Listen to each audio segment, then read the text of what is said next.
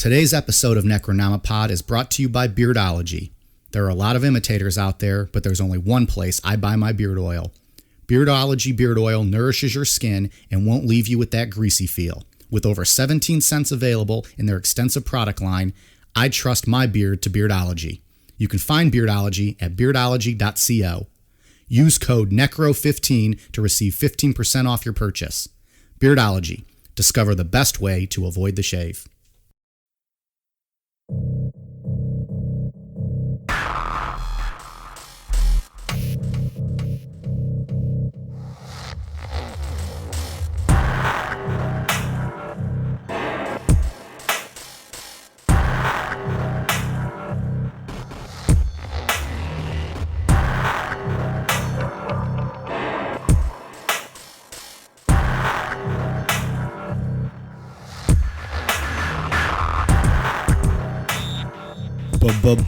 Bonus episode.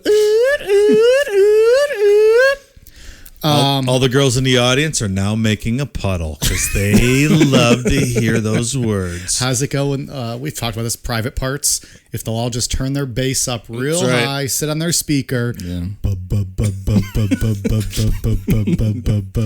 Bonus episode.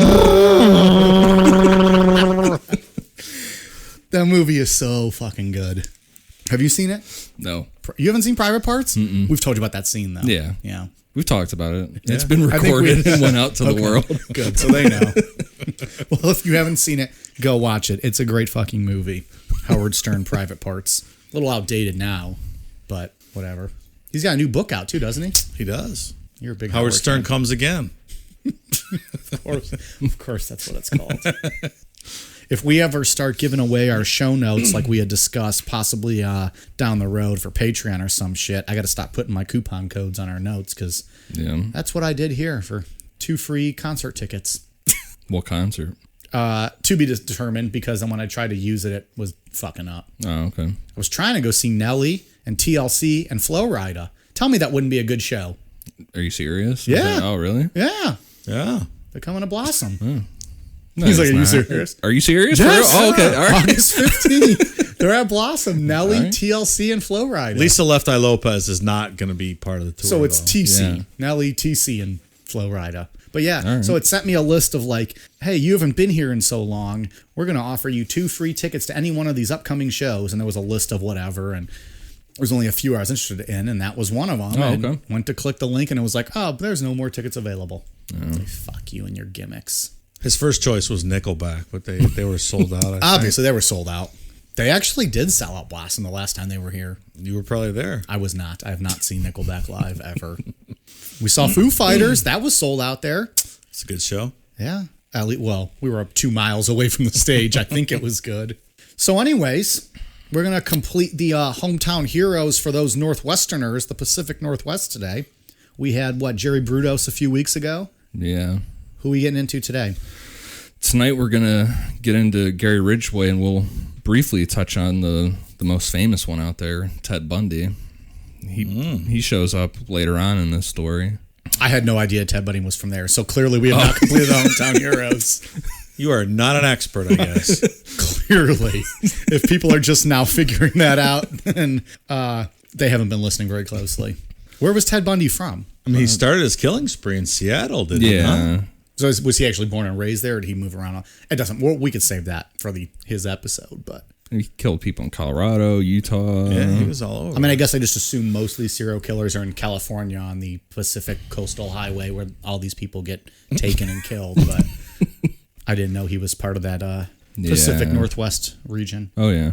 So first off, this guy's an angry-looking bastard, Gary Ridgway. Yeah, he's does not look happy. Well, he's angry. He doesn't like prostitutes. Yes, he sure uses them a lot, though. Well, he's conflicted. Yeah. All right, let's jump into Gary.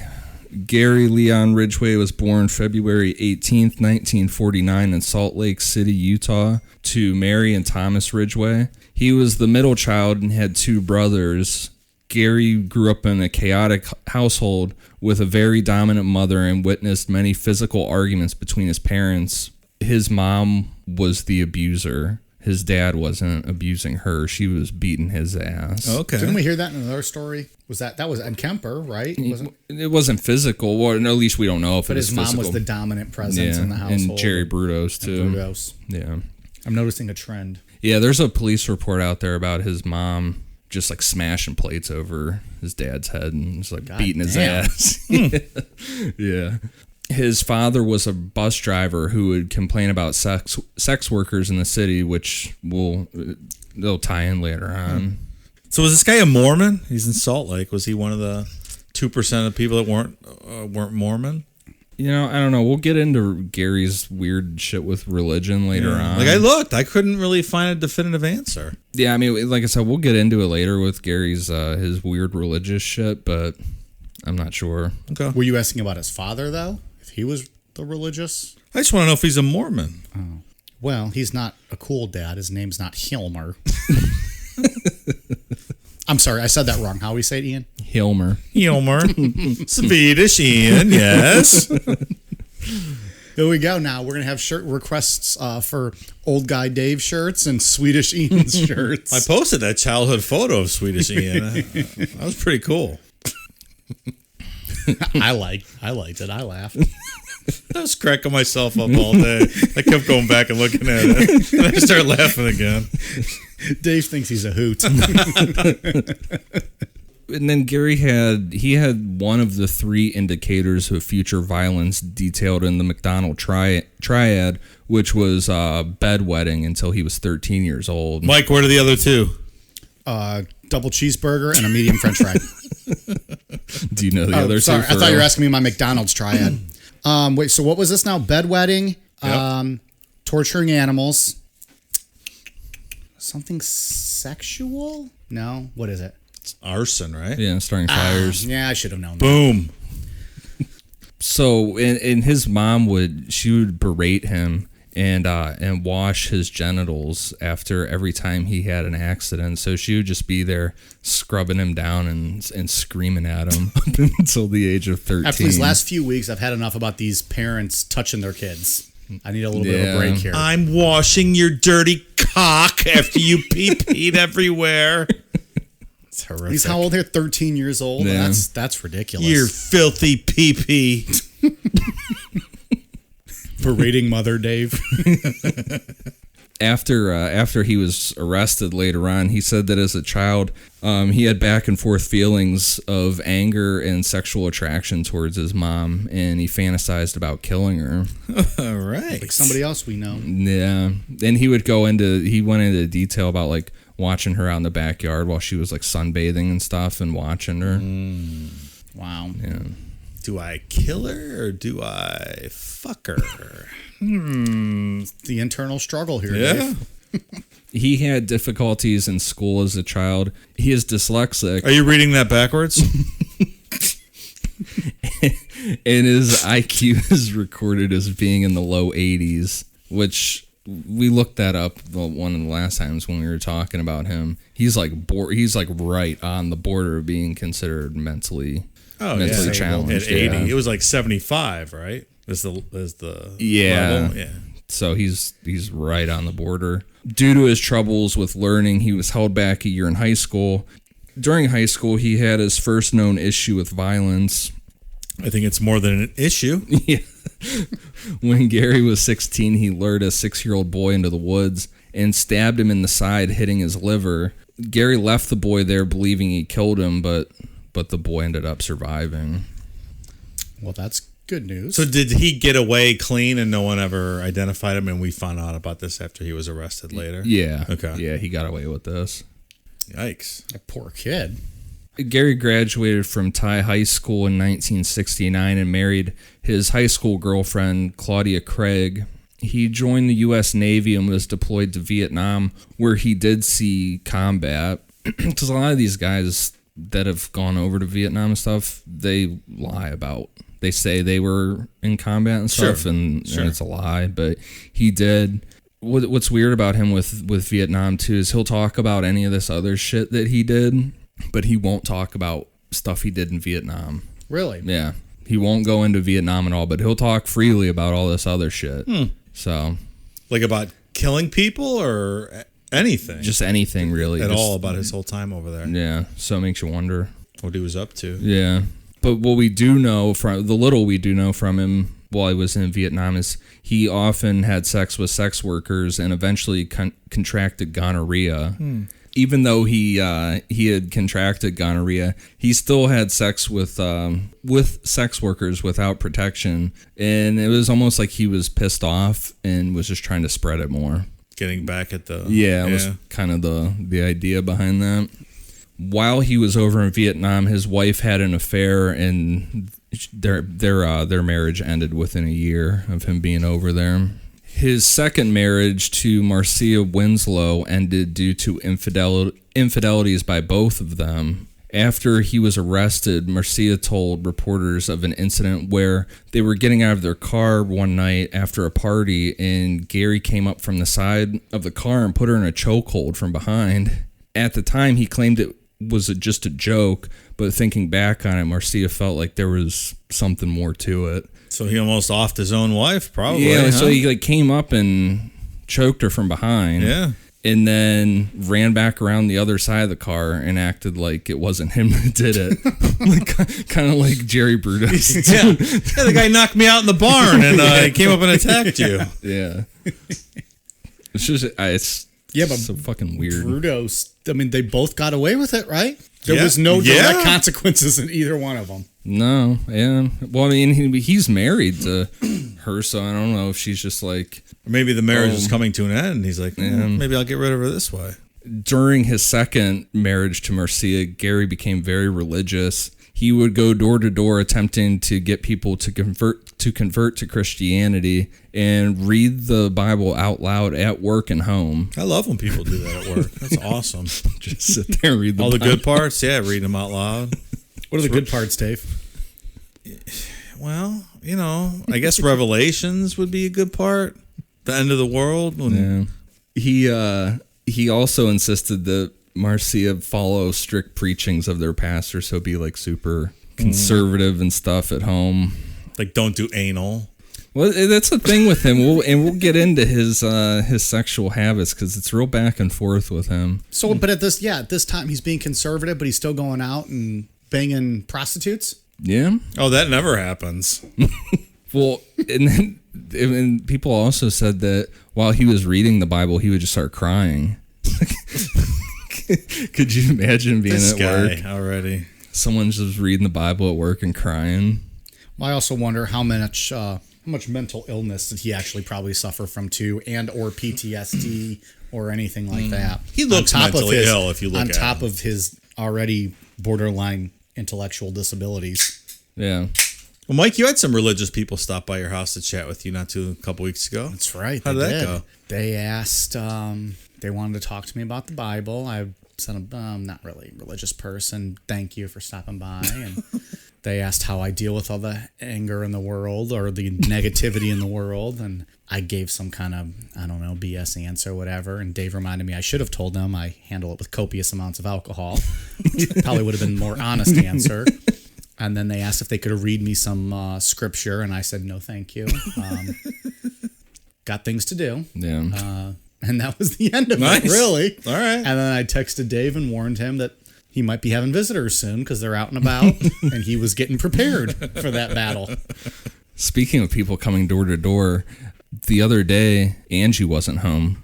And I was expecting her to come home soon. I had shut the front door and I had it locked. And I know like our one key doesn't work with the lock. So I heard knocking on the door. I thought it was her. And so I'm like fucking around and real high pitched. I'm like, who is it? Like being real stupid. I went down and opened the door and it was some fucking young like teenage girl going around signing. You're trying to get people to sign on for green energy. She was looking at me like I was like fucking maniac. I did it so loud. Did you just go ahead and sign for her to get her out of there? Like, I'm sorry you had to hear that. Please go. Like, here's my number. Please leave. I have to come back later and doing the dishes.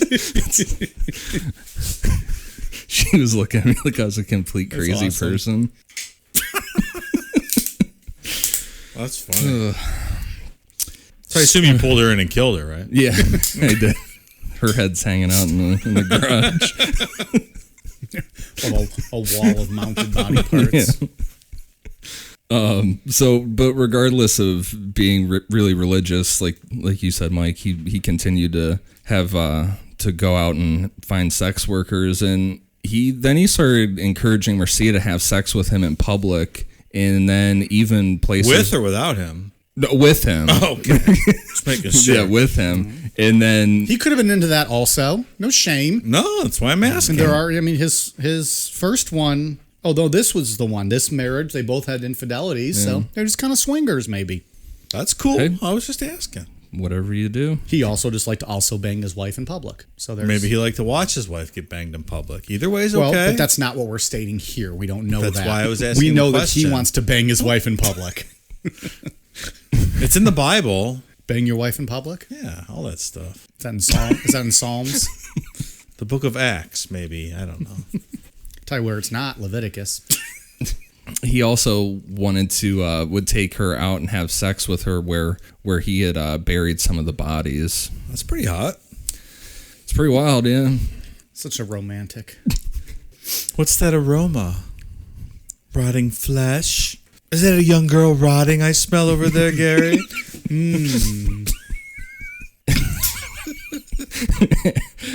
After he was caught, his 3 ex-wives and old girlfriend said that he demanded to have sex several times a day. And it's like, they were talking like 10, 15 times a day. Like, this dude was just wild. Yeah. So he was probably a sex addict, too. Oh, yeah. On top of all that. You get rug burn on your cock that many times a day, no?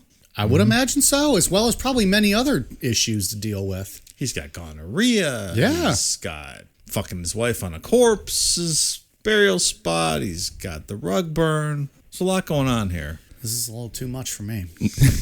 He was obsessed with sex workers, but he had like this love-hate relationship with them. He would do just like his dad and complain about them being in the neighborhood, talk about how much he hated them, but then he would just constantly go out and pay them for sex. So That's kind of like how we thought about his mom too. Like he couldn't figure out if he was like attracted to her or wanted to kill her. Yeah. Throughout the 1980s and 1990s, Gary's believed to be responsible for the murders of at least 71 teen girls and young women near Seattle and Tacoma, Washington. During court, Gary said he had killed so many that he had lost count. And most of his murders occurred between 1982 and 1984, with the victims being sex workers or runaways that he picked up along the Pacific Highway South. And that's the thing about this guy is, like, you can't, with other, like, Jerry Brudos or some of those, like, you can't really go victim by victim with him because he doesn't remember half of this shit. And there's so many people that... That's a big number. Yeah. We talked before about how easy it is to kill random people. And the same goes for sex workers. We talked about that in the, was it the Richard Chase episode, where he would just show up at random houses and kill them. Right. I mean, the same goes for sex workers. How would you ever know who did it when you're just picking random people like that? Right. Well, and there's a term for, like, sex workers, and I know with the guy that was just caught in Canada, and with this, like, he was killing gay guys and sex workers. There's that term, the less dead, that people just generally just are like, sex worker, I don't know. Throwaway people. Yeah, nobody cares about them. Nobody's going to be looking for them. And that's right. What are you going to do? It's sad. Yeah. And the other thing, unfortunately, with Gary is most of his victims were African-American women, which unfortunately... Even worse. Yeah.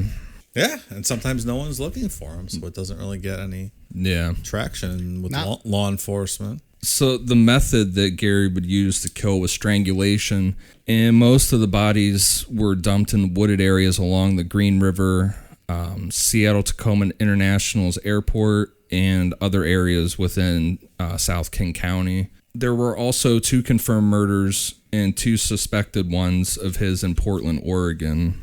So that's why I call him the Green River Killer. Right. I don't know if we said that at the beginning of the episode.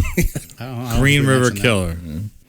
He often left the bodies in clusters, and sometimes they would be posed in sexual positions and nude. Wait a minute. What kind of positions? Sexual. But my mind immediately goes towards, like... On all fours? Or legs up, just something to Probably use your imagination, Dave. I think you can probably figure out a few of the positions. Something to be shocking Maybe just to whoever found just it. bent over holding a tree, and the guy just standing up behind Like him. Ja Rule, you know how we hands do on it, hips. feet to shoulders, like that. Is that what Ja Rule says? Ja Rule. Wow. Blast from the past. He's up there with Sade. Fucking you in the backseat of the Yukon. Ja Rule, man. By the time I started to know who Ja Rule was, I think he had went soft. He was featured all over TRL. I like Ja doing Rule. Cuts with. You know how we do it. Feet to shoulder. See the one who's like, every thug needs a lady. Sure is.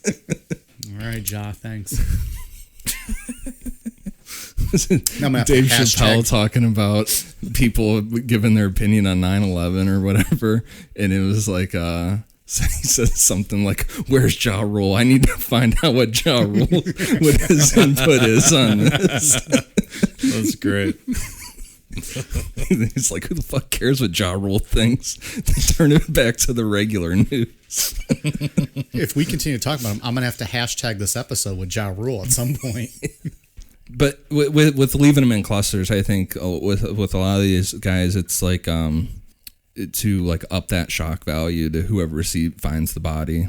You know what I The mean? positions he puts him Right, down. because if you come across a dead body, you're like, oh fuck, freaked out. But if you come across one with its legs spread open, Well, that and you're he's like, a sex crazed addict, so he probably got off on the positions and he put him in too. yeah. Then sometimes Gary would return to his dump sites to have sex with the corpses of his victims. All right. And later on, he said that he didn't find necrophilia any better than normal sex, but doing this curbed his desires to go out and find an alive victim. No better, but no worse, I guess. So his necrophilia may have saved a life. Yeah. And the only reason he tried to curb the need to kill was in fear of getting caught. Yeah, it wasn't his conscience taking over. Oh, no, he just didn't want to get caught. To further avoid getting caught, Gary would litter the dump sites with gum, cigarettes, and items that had handwriting on them from other people. And then a few other times he crossed state lines with bodies to confuse police. That's pretty slick for a low IQ guy. Yeah, I don't it's know. not bad thinking. It's pretty good. Mix it up a little bit, keep people guessing. So the typical murder for Gary would go that he would pick up each victim, usually a sex worker. Oftentimes he would show them pictures of his son to earn their trust. Or there were sometimes that he had his son with him in the car. Gosh. His son was really little. Hi, I'm Gary. This is my son, Gary Jr. You ready to suck my cock? And then die. And his kid was too little to even know what was going on at the time. But Wow. yeah. Imagine you're Gary Jr. now. Is Gary Jr. still around? Yeah, and that's the Is that actually his name, or are you just going with that? I'm assuming. No, I don't give know. a fuck what his name is. Gary Jr. We're going to call him Gary Jr. for the purposes of the podcast. All right. he the thing where he took the bodies state lines, that's the ones in Oregon. Those were a camping trip with his son that he was like, oh, let's go camping, and had two bodies in the trunk, and then while his son was sleeping that night, he buried him out there. Jesus. Yeah. And the thing too is, growing up and stuff, I know his son has come out and said he would have never thought. He was like, my dad was a great dad. I would have never thought that anything like this was going on. But so maybe sometimes he was in his car seat in the back seat. Dad was getting fucking hookers in the front and then strangling them. That's a lot to process. I mean, maybe, I think, right? If he's young enough to not know what's happening. Yeah. It's a wild scene. It is a wild scene. I would agree with that. It's a wild scene.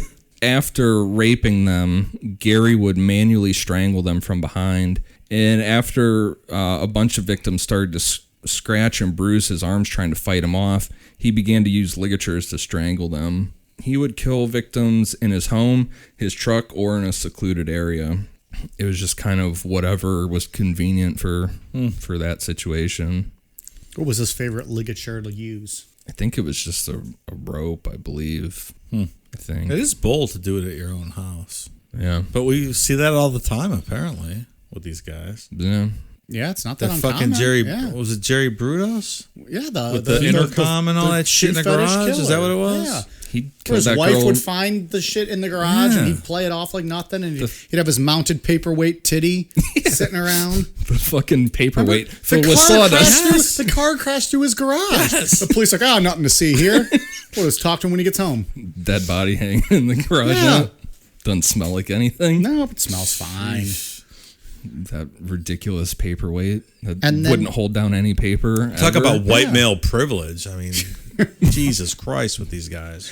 And then what? That's Kemper the and definition of privilege. Yeah, absolutely. To get your garage halfway smashed in by Yeah. the police. A dead the body's in police there. can almost literally see the feet dangling, and Right. they're like, nothing to see here. We'll call him when he gets back Probably in a town. mannequin. But then Ed Kemper and Ed Gein too, right? Their own homes they would use. Yeah. Mike, home is where the heart is, okay? Literally. Ed Gein's That ripped out heart.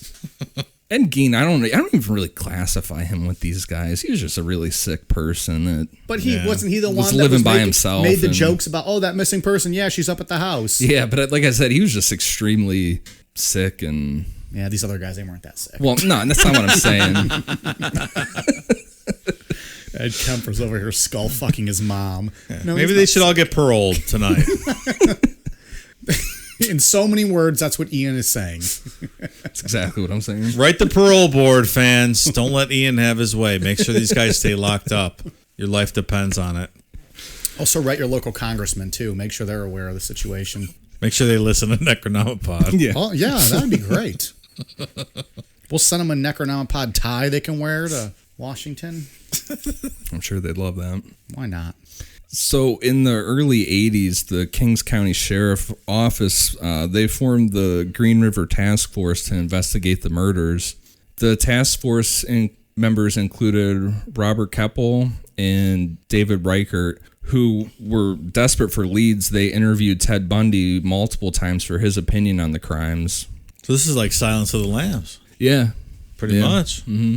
And at this time, Ted Bundy was trying to figure out any way to get his death sentence pushed back. So Did you guys know Ted Bundy was also from the Pacific Northwest? I didn't. Really? I thought he was from Florida. No. Huh? Did he kill anybody in Florida? I don't know. I think Tallahassee, one or two. Oh. But after a bunch of interviews, Ted was he was pretty much right on the money with most of his insight on the psychology, motivations, and behavior of Gary Ridgway. The main He was just like Ted. right. The main piece of information he gave the task force was that the killer probably revisited the dump sites to have sex with the victims, and if they found a fresh body, they needed to stake it out and wait for him to come back. But that never obviously didn't pan out. But it was it's the right information. Oh, yeah. Hero of the story, Ted Bundy. No, and he started bullshitting a lot too. Like I said, he was trying to push back his death sentence at that point. Stall as long as he could and just say whatever. Yeah, because he wasn't looking for an audience like Ed Kemper was. No, Just trying to tell his no. jokes and his stories. No, Ted didn't talk to anybody until pretty much right before his. Yeah, right before it's about to happen. Yeah, I mean, he's blabbering. He was talking like the week, and days, hours going up to it, trying to get him to. He's push like, oh, it I got back. some more bodies I can tell you about. Gary was arrested in 1982 and 2001 for charges related to prostitution. He first became a suspect of the killings in 1983. In 1984, Gary passed a polygraph test, which some credit his ability to pass the polygraph test to his low IQ. So he was on their radar way back. Oh, yeah. Almost 20 years before he got arrested, Yeah. right? Well, that's, I mean, the girls that were working these areas, they knew him, but he was always with like, oh, I got my kid and whatever. I'm all wholesome and shit. I mean, as wholesome as that is. Being a prostitute with his kid in the backseat. Yeah. But I mean, he was able to gain their trust. Yeah. Could you not look at my kid while you're blowing me?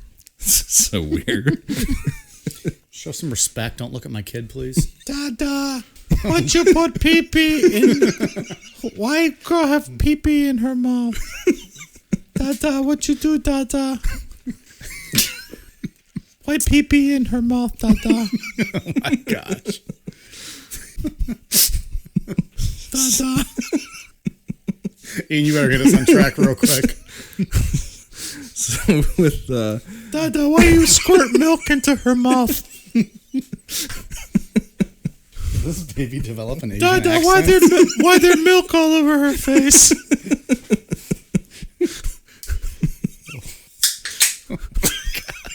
But even though Gary passed the polygraph, he was still on their radar. And on April 7th, 1987, they took hair and saliva samples from him. Sometime in 1985, Gary met his third wife, Judith Mawson.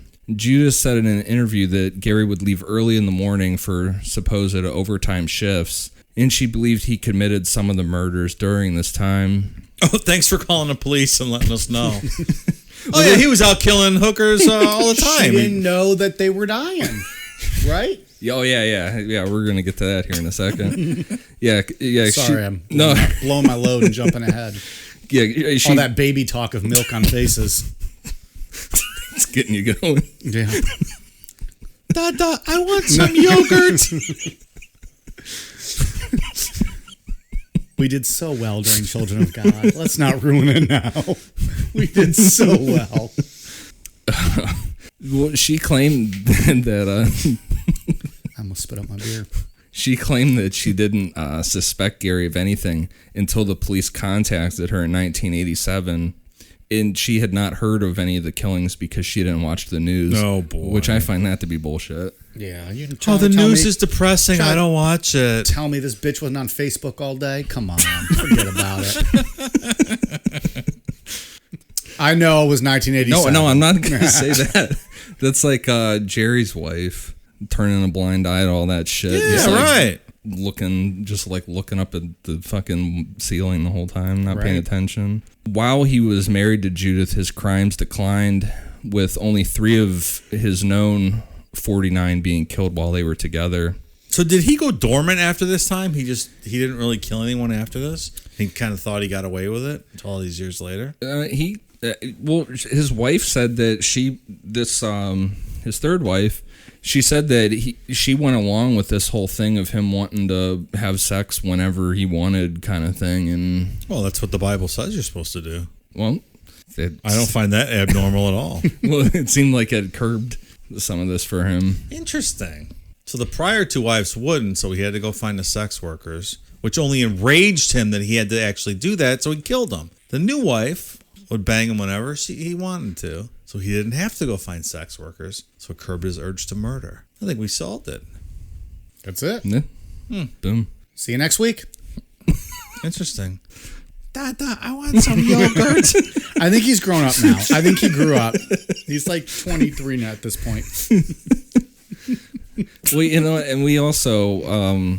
I forgot a detail in there before that played into a lot of this stuff. Was his dad, he worked as the bus driver, but he also worked part-time at a mortuary. And he would come home and tell Gary stories like they were funny about people banging the dead bodies. I completely forgot to like put that in. Legit people banging the dead bodies? Yeah. You'd be like, oh, yeah, so-and-so. Yeah, that's a pretty key point I feel as if we should have touched on. I didn't have it in the outline. This kid's having his dad tell him entertaining stories about banging dead bodies, so now it's putting in his head that that's what people do. Yeah, I completely forgot about that. You gotta bring your own lube, son, because they don't get real excited when they're dead. I don't think anybody whose wife abuses them with plates over the head sounds like that. No. I feel like that's the kind of guy who abuses his wife with like cigar burns to her chest. And yeah, I forgot to put that in the outline. I don't know, man. The Gary Ridgway, there's not a ton out there about him, you know? Mm-hmm. I agree. I completely forgot about that, but yeah. That may have been something to mention, though. Yeah. Right, Tales of Necrophilia by Daddy Ridgway. Yeah, right. Hey, we caught it. We got it in there, which means we don't have to do a plan of correction for next episode. Yeah. When they're dead, son, they can't tell you not to put it in their pooper.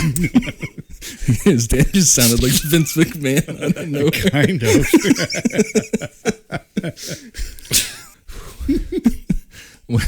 It's going to be a good episode.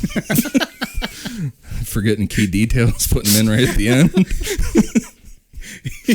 Right. Oh, I forgot to tell you, when he was 13, he stabbed a goat and fucked it. Whew. So with And the why was he fucking goats, Dave? He was a bad boy. I was trying to set you up for a Bible joke. Oh, sorry. That was your own You can edit that out. Bad boy. so with We the, turned like a 30-minute episode into like an hour and a half. thank God this is just a bonus episode. Yeah. With the advancements of DNA testing, the samples from 1987 were tested, providing enough evidence for an arrest warrant for Gary. On November 20th, 2001, Gary was at work at the Kenworth truck factory where he worked as a spray painter. I saw that spray paint girl in the front seat of the car. Gary Jr. has never grown up. We're now 14 years later. He's still a baby. Well, you know the other thing too about Gary with this. Another thing you didn't tell us? No, man, it makes sense right now. So we're talking about painting cars. He was like, Ian's telling the story, but also providing pop-up video, little facts like bloop, bloop, bloop, like little facts like from way back, just throwing them in throughout the story. We give you all encompassing here. We give you the whole story. At the end, you get the whole story. no, this has to do with him working as a car painter. Like he was like exceptionally good at painting cars. Like for all the things that he fucked up in life and whatever, he was like really, really good at painting cars. So He wasn't working at Mako. No, he was. Fun little tidbit about Yeah, him. well, because this is how they end up catching him for a bunch of these murders, is because he was employed at this truck place forever, painting cars and using really rare paints on these cars. Interesting. Yeah, so he was linked by DNA to the murders of Marcia Chapman, Opal Mills, Cynthia Hines, and Carol Ann Christensen. And then 3 more victims, Wendy Coalfield, Deborah Bonner, and Deborah Estes were added to his charges when the forensics linked spray paint used at the Kenworth factory to the crime scenes. So that's what I'm saying. There was like these rare paints that only he was allowed to use because he was so good at painting these cars. And they were able to link like, okay, this type of spray paint was at the crime scene. This is the only place that used it, and he's the only one that they allowed to touch that shit. That's wild. Yeah, it's pretty cool forensics. Dummy. In August of 2003, it was reported that Gary was in negotiations for a plea bargain to avoid the death penalty in return for his confession to more of the Green River murders. On November 5th, 2003, Gary entered a guilty plea to 48 charges of aggravated first-degree murder, with the death penalty being avoided as long as he could help locate the remains of the victims. Who is the most prolific serial killer in U.S. history? Him? It's him, right? Mm-hmm. That's a lot of people. Yeah. Or at least the most confirmed, I guess. Yeah. Yeah. And like I said, we said earlier, there's not really like, it's not like many of the other big guys that you can like go into these like graphic details and whatever about, because there's so many of them that he's just like, yep, this is how I normally did it. And That's it. I don't really remember. Plus, Right. yeah, with his low IQ, like he's not remembering a lot of this, and there was so many of them. Yeah. On December 18th, 2003, Judge Richard Jones sentenced Gary to 48 life sentences with no possibility of parole and 1 life sentence to be served consecutively. He was also sentenced to an additional 10 years for each of the 48 victims for tampering with evidence, adding 480 years to his sentence. He's probably going to die in jail. Oh, yeah. Might be likely. Spoiler alert. Gary led prosecutors to 3 bodies in 2003. On August 13th, 2003, the remains of a 16-year-old girl were found near Enumclaw, Washington. The remains were pronounced to be Pammy Avant, who investigators already thought was a victim of Gary's. Gary led prosecutors to the remains of Marie Malvar and April Buttram in September 2003. Gary ultimately confessed to murdering 71 victims and confessed to having sex with them before killing them, something he didn't confess until after his sentencing. Were all 71 women? Yeah. Okay. Yeah. That's a lot of people, man. Yeah. He said that he targeted prostitutes because they were easy to pick up and he hated them. He also said that eventually he started to bury bodies to resist the urge to go back and have sex with the corpses. Ugh. Investigators believe 100% that he's telling the truth about 71 victims, but they could only get evidence to convict him of 48, which still makes him the highest. Why did he have to rape the sex workers? I think it's just an that extra hate level of brutality. Yeah, I think it's that hate thing. I think he's also a sex addict, and he would just go. I know, but they're sex workers. Why do you have to rape them? I guess. Is I was question. thinking after he killed them. Yeah. No, in the process, before he did that, it wasn't consensual. Right. They thought it was, and I then understand. it got. I was just my mind immediately went to going back and fucking the corpses. Which it always does with you. got me there. You know me. Necrophiliac bastard. So Gary was placed in solitary confinement at the Washington State Penitentiary in January 2004. On May 14th, 2015, he was transferred to the USP Florence Federal Prison in Colorado. Why did he go to federal prison? Because does that have anything to do with the fact that he moved bodies across state lines? Yeah, that's why. Mm-hmm. Yeah, because that's when. Look at me, I'm an attorney. There you go. So they were federal charges, though? I thought it was if you cross state lines. No. Yeah. That's why the FBI was able to get involved with Ted Bundy back in the day. When they started connected, it was like more than one state. That's when the FBI got involved on that. Makes sense. In September 2015, it was announced that Gary would be transferred back to Washington to be easily accessible for open murder investigations. Gary returned to Washington State Penitentiary on October 24th, 2015, where he's still there today. Hanging out. Model citizen. So, stand-up guy. He's got, about 475 years left to serve? Yeah, something like that. Yeah. He won't get out. Prediction. I'd take that. Yeah. All right, well, this episode went a little longer than I thought, and I have to pee so fucking bad. So, Ian, you got anything else to add? I have nothing. Gary Jr., you got anything else to add? I'm good, man. Good episode. Nice fella. A little bumpy here. I threw in some facts at the very end that should have been in the beginning. I think it's fine. That's good for the story. Yeah, it's pretty fucked up. A little different because we couldn't really go into like a play-by-play on each of his murders. Yeah. So just crazy, ill man. It's just the amount of time between when, the murders and then it's just interesting when the DNA pops up. Yeah. Almost 20 years later. They had his DNA there for that so long. He's just like so many of these guys, like they were on the radar, way back when. Right. It took the scientific advancements to actually catch them. That's why I wanted to do something down the road on like the Golden State Killer or something. Mm-hmm. One of these cases that you can really dig into that they had DNA for a long time and then caught him years after. Right. So, but yeah, that's it. I'm good on Gary. Gary Ridgway. All right. We're good to go? Yep. We're good. All right. We'll see you guys on Sunday.